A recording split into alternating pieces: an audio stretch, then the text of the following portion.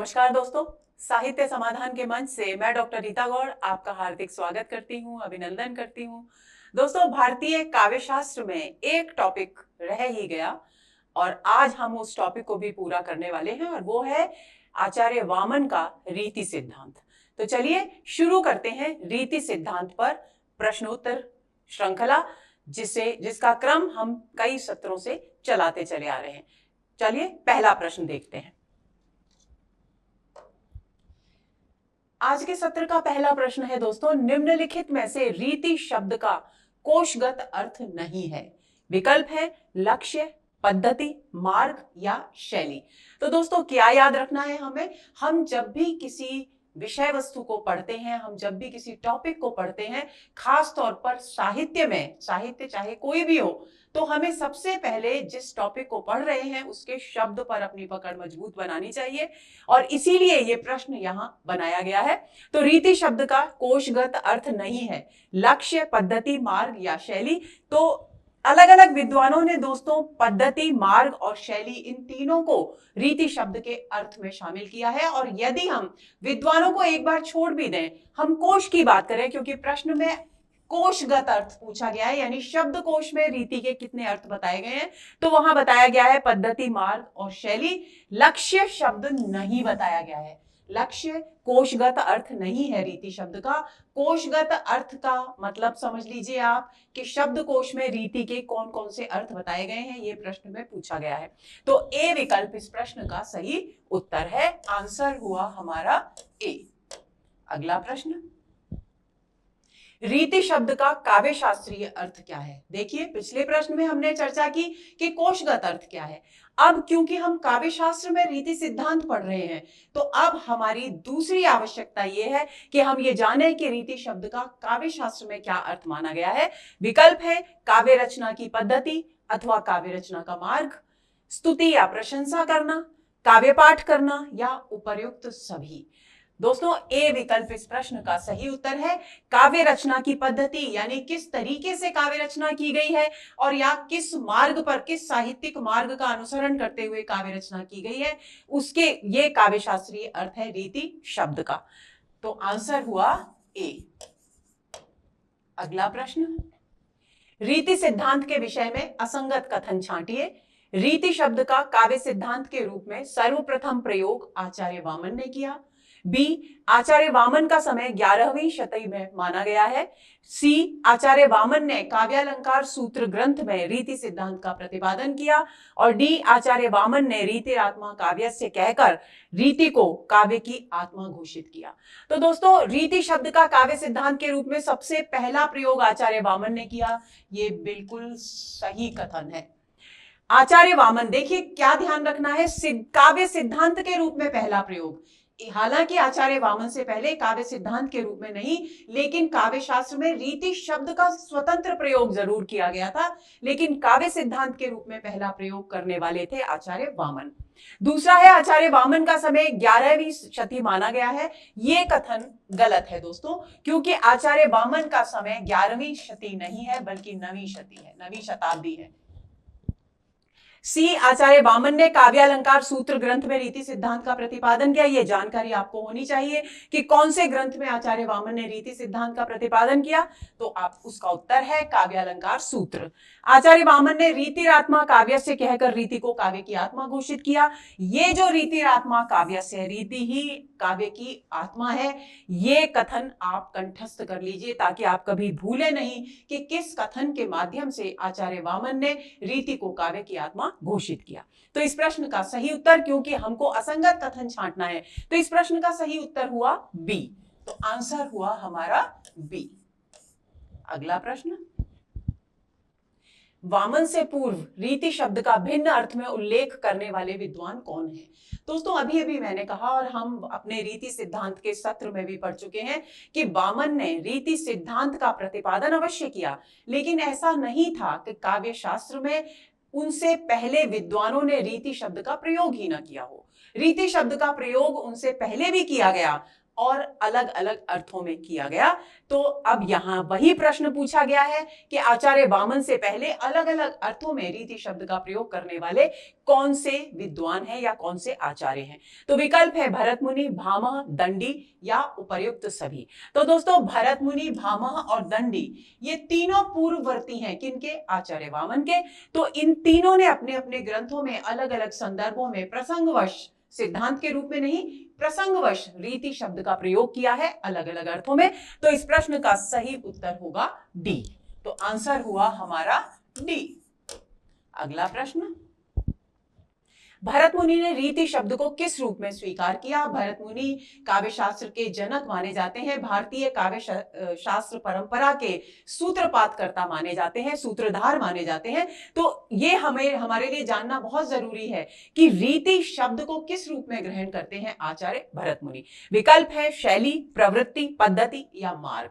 तो दोस्तों बी विकल्प इस प्रश्न का सही उत्तर है। आचार्य भरत मुनि ने प्रवृत्ति के अर्थ में रीति शब्द का प्रयोग किया। आंसर हुआ हमारा बी। अगला प्रश्न, आचार्य भरत ने प्रदेशों के आधार पर किन किन रीतियों का उल्लेख किया? कौशांबी, अवंती, पांचाली पहला विकल्प। दूसरा है मागधी, शौरसैनी, पांचाली। तीसरा है अवंती, दाक्षिणात्य, पांचाली, औड्र, मागधी। और चौथा है अवंती, कौशांबी, दाक्षिणात्य, मागधी। तो दोस्तों सी विकल्प इस प्रश्न का सही उत्तर है। अवंती, दाक्षिणात्य, पांचाली और औड्र, मागधी स्थान के आधार पर इन चार रीतियों का उल्लेख किसने किया है? आचार्य भरत मुनि ने किया है। इसे आपको भूलना नहीं है। तो आंसर हुआ हमारा सी। अगला प्रश्न, दंडी ने रीति को किस अर्थ में स्वीकार किया? काव्य सृजन, काव्य मार्ग, काव्य शिल्प या काव्य रूप। तो दोस्तों बी विकल्प इस प्रश्न का सही उत्तर है। आचार्य भरत मुनि ने प्रवृत्ति के रूप में रीति को स्वीकार किया था और आचार्य दंडी ने काव्य मार्ग के रूप में रीति शब्द को स्वीकार किया। तो इस प्रश्न का सही उत्तर हुआ बी। अगला प्रश्न, दंडी ने रीति का नियामक किसे माना? काव्य गुण, भाषा, छंद या अलंकार। तो दोस्तों ए विकल्प इस प्रश्न का सही उत्तर है। दंडी ने रीति का नियामक माना काव्य गुणों को। और यूं भी जब हमने रीति संप्रदाय पढ़ा था और तीनों रीतियों के विषय में पढ़ा था तो हमने देखा था कि प्रत्येक रीति का संबंध किसी न किसी काव्य गुण से है। तो इसलिए काव्य गुणों के आधार पर ही रीतियों के स्वरूप का निर्धारण होता है। इसलिए आचार्य दंडी ने रीति का नियामक काव्य गुणों को माना।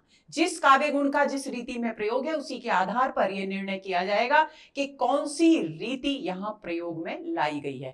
तो इस प्रश्न का सही उत्तर हुआ ए। अधोलिखित निम्नलिखित आचार्यों को उनके द्वारा स्वीकृत रीति के भेदों से सुमेलित कीजिए। ये प्रश्न दोस्तों बहुत महत्वपूर्ण है। इसमें जो भी है वो सारे विद्वानों आचार्यों के मतानुसार जो रीति के भेद हैं उनको आप कंठस्थ कर लेंगे, क्योंकि किसी भी आचार्य के विषय में प्रश्न पूछा जा सकता है। यहां आचार्यों के नाम दिए गए हैं और यहां रीति के भेद बताए गए हैं। पहला है भामह और दंडी, दूसरा है वामन, तीसरा है रुद्रट और डी है आनंदवर्धन और ई है राजशेखर।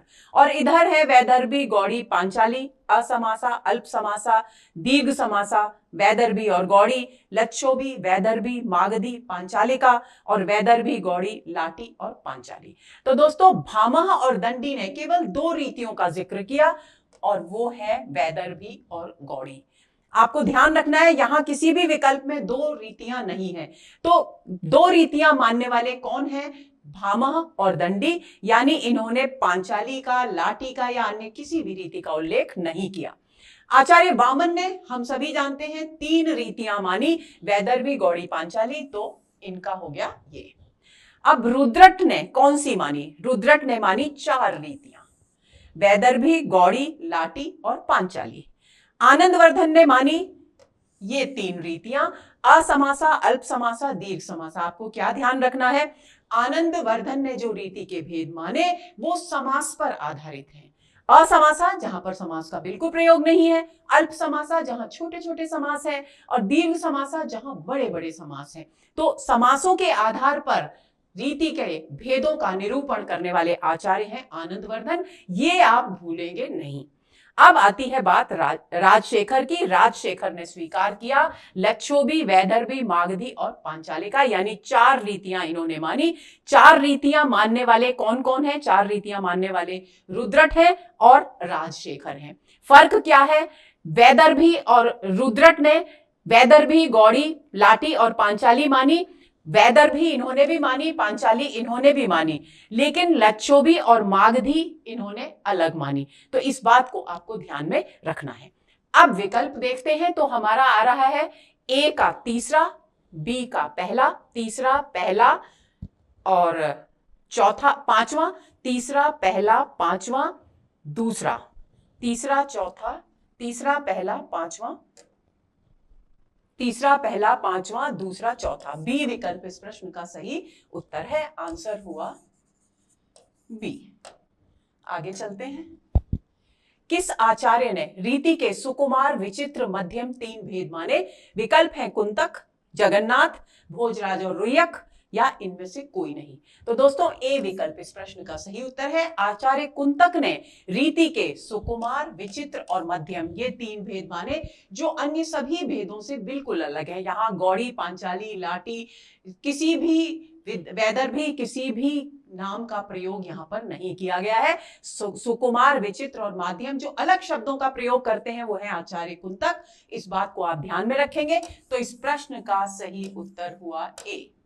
अगला प्रश्न, वामन के अनुसार रीति का अर्थ है काव्य की शोभा बढ़ाने वाला तत्व, विशिष्ट पद रचना, छंदमय रचना या क्लिष्ट रचना। तो दोस्तों बी विकल्प इस प्रश्न का सही उत्तर है, क्योंकि रीति को परिभाषित करते हुए आचार्य वामन ने कहा था विशिष्ट पद रचना रीति, यानी विशिष्ट पद रचना ही रीति है।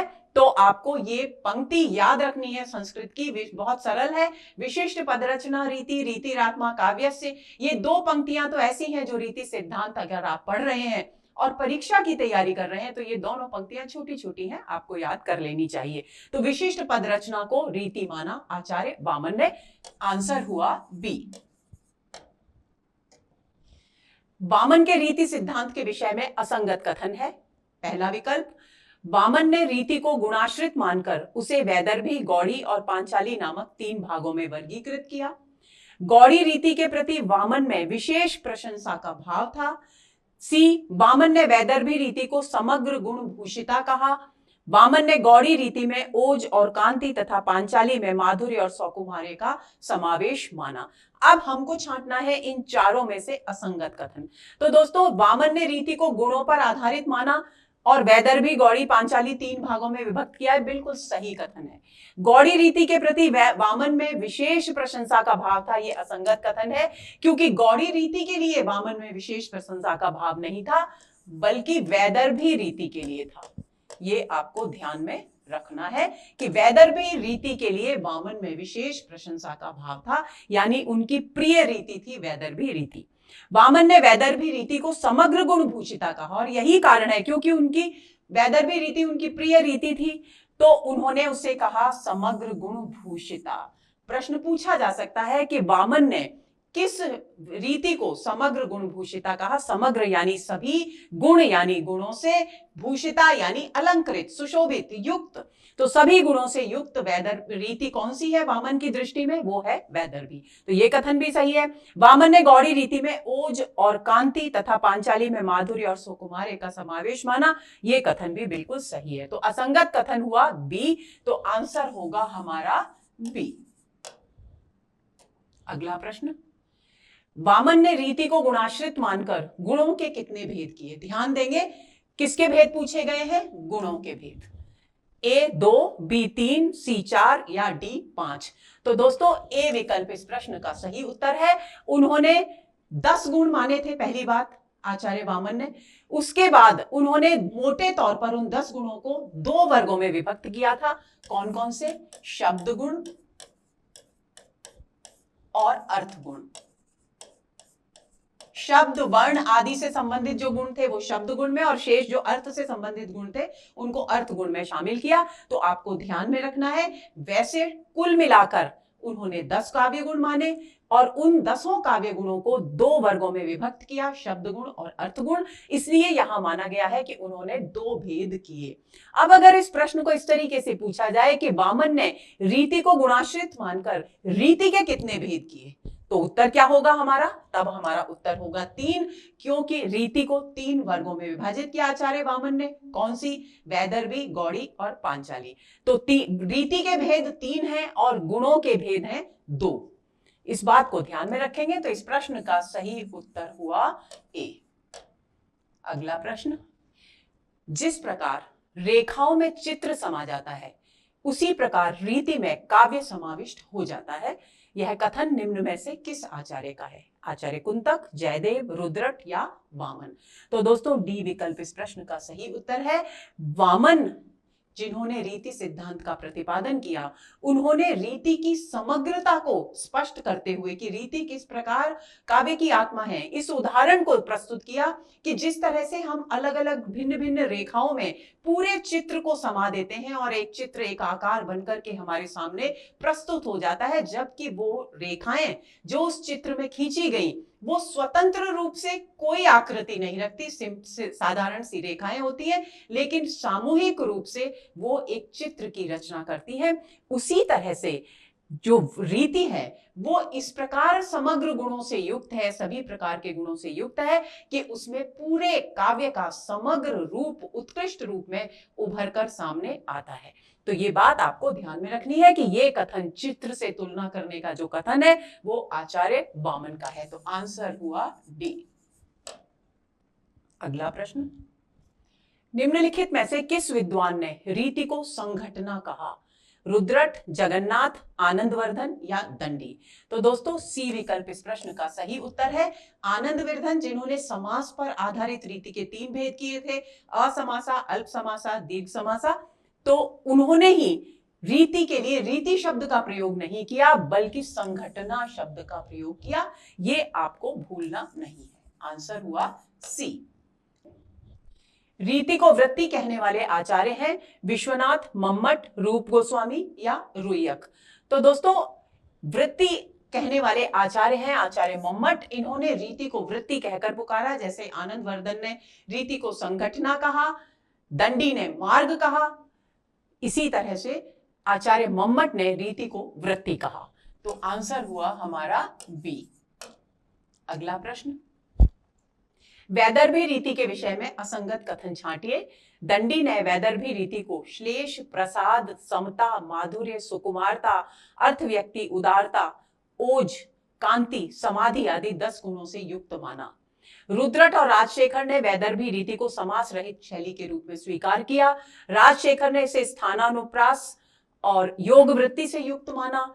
कुंतक ने उसे क्लिष्ट पद रचना माना। तो दोस्तों दंडी ने वैदर्भी रीति को इन 10 गुणों से युक्त माना, ये कथन बिल्कुल सही है। रुद्रट और राजशेखर ने वैदर्भी रीति को समास रहित शैली के रूप में स्वीकार किया, ये कथन भी सही है। राजशेखर ने इसे स्थानानुप्रास और योग वृत्ति से संबंधित माना, ये कथन भी सही है। लेकिन कुंतक ने इसे क्लिष्ट पद रचना माना, ये कथन बिल्कुल असंगत है। तो हमारे इस प्रश्न का सही उत्तर होगा डी।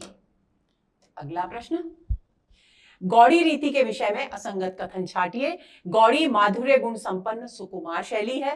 दंडी के अनुसार इसमें 10 गुणों का समावेश नहीं होता। वामन ने इसे ओज, कांतिमय और समास बहुल शैली माना है।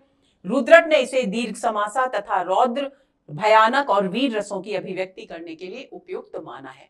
तो दोस्तों ए विकल्प असंगत है गौड़ी के विषय में, क्योंकि गौड़ी रीति में माधुर्य गुण नहीं होता और सुकुमारता नहीं होती, ये दोनों नहीं होते। और यहां कहा गया है कि गौड़ी माधुर्य गुण संपन्न सुकुमार शैली है, जो कि एक असंगत कथन है। तो इस प्रश्न का सही उत्तर हुआ ए।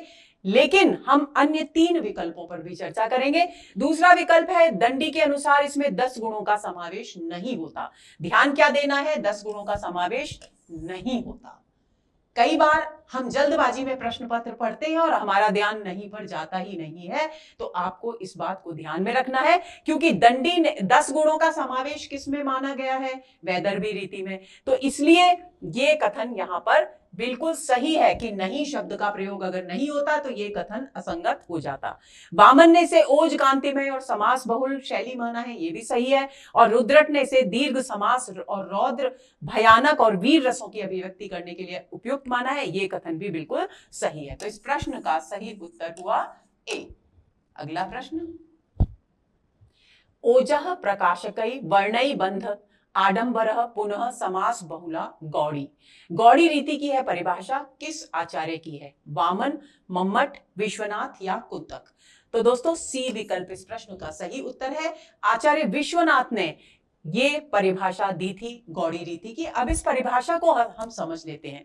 आचार्य विश्वनाथ कहते हैं ओजः प्रकाशकै, यानी ओज गुण को, वीरता और पराक्रम के भावों को प्रकाशक यानी प्रकाश में लाने वाली यानी अभिव्यक्त करने वाले, वर्णई वर्णों से, बंध बंधी हुई, आडंबर आडंबरपूर्ण यानी समास से युक्त, शैली समास बहुल जो शैली है उसे गौड़ी शैली कहा, गौड़ी रीति कहा गया है। ये परिभाषा आचार्य विश्वनाथ ने दी है। यानी गौड़ी रीति की प्रमुख विशेषता क्या है?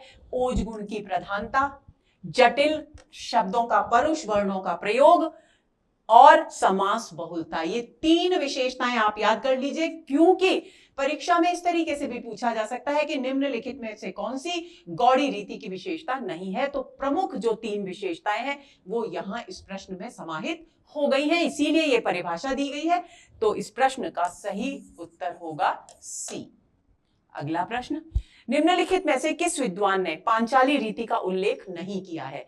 कुंतक, भामह, दंडी या बी और सी दोनों? हम एक प्रश्न में चर्चा कर चुके हैं दोस्तों कि भामह और दंडी ने पांचाली दो ही रीतियां मानी है, दंडी और भामह ने पांचाली रीति का उल्लेख नहीं किया है, इसलिए बी और सी दोनों ये प्रश्न, ये विकल्प बिल्कुल सही है। तो इस प्रश्न का सही उत्तर हुआ डी। अगला प्रश्न, किन आचार्यों ने पांचाली को लघु समास वाली रीति माना है? ए रुद्रट और राजशेखर, बी दंडी और मम्मट, सी कुंतक और आनंदवर्धन, डी इनमें से कोई नहीं। तो ए विकल्प इस प्रश्न का सही उत्तर है। रुद्रट और राजशेखर ने आदि जो आचार्य हैं उन्होंने पांचाली को लघु समास वाली शैली के रूप में वर्णित किया है। तो आंसर हुआ हमारा ए।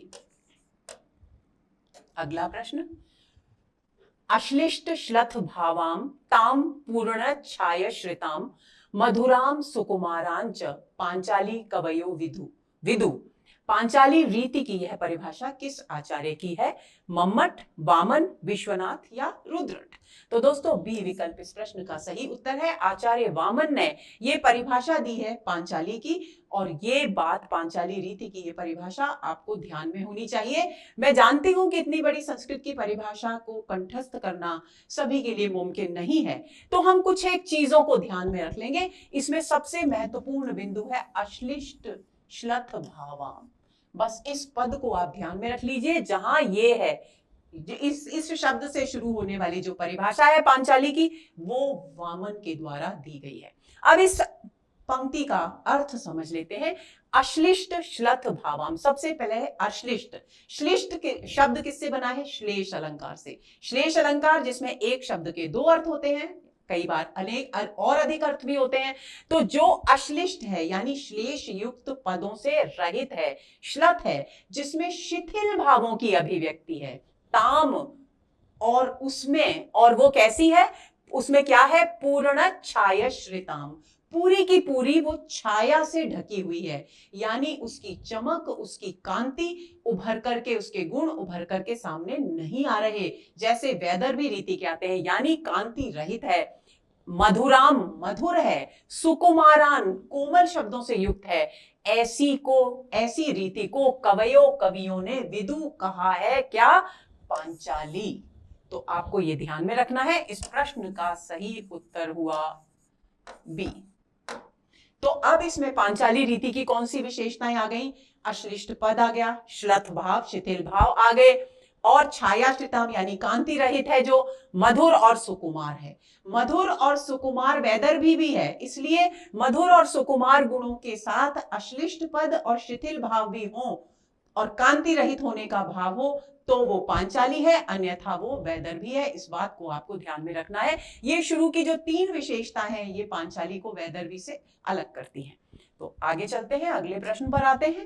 माधुर्य व्यंजकई वर्णई रचना ललितात्मिका आवृत्तिरल्प वृत्तिर्वा वैदर्भी रीति इष्यते। वैदर्भी रीति की यह परिभाषा है कुंतक, आनंदवर्धन, विश्वनाथ या वामन। तो दोस्तों डी विकल्प इस प्रश्न का सही उत्तर है। यह परिभाषा भी किसने दी है? आचार्य वामन ने दी है, जिन्होंने रीति सिद्धांत का प्रतिपादन किया।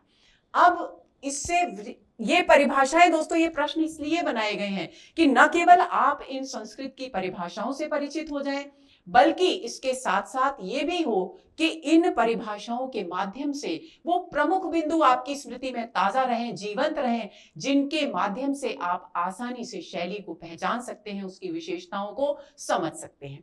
तो माधुर्य व्यंजकई वर्णई, जहां पर वर्ण कैसे हो? माधुर्य भाव को व्यंजित करने वाले वर्णों का प्रयोग हो, यानी कोमल कांत शब्दों का प्रयोग हो। रचना ललितात्मिका, और जिसकी रचना में, जिन वर्णों के प्रयोग के गठन में आत्म तत्व क्या हो, सार तत्व क्या हो? ललितात्मिका। ललिता जिसकी आत्मा हो, तो ललिता का मतलब होता है सौंदर्य,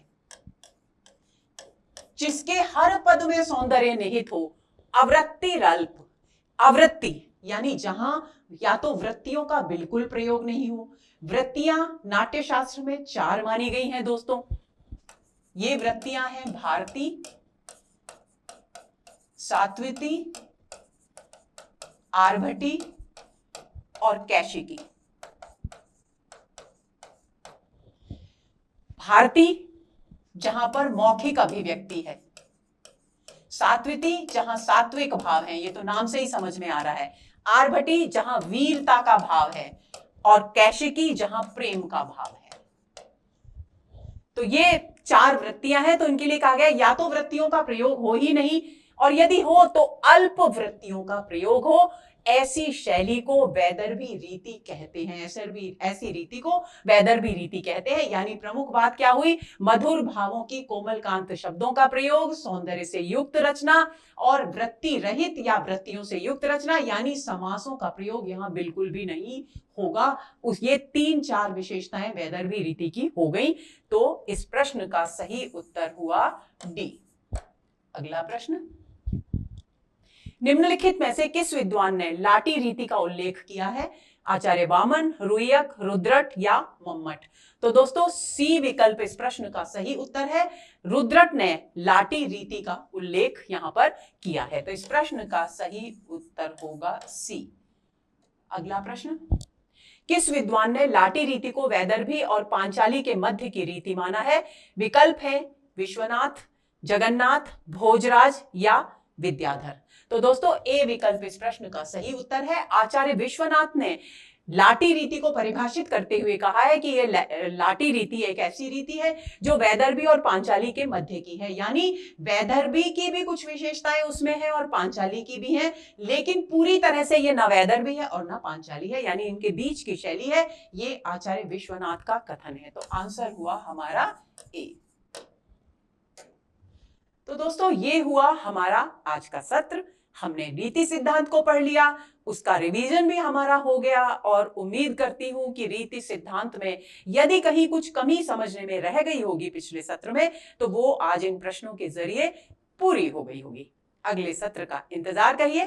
नमस्कार।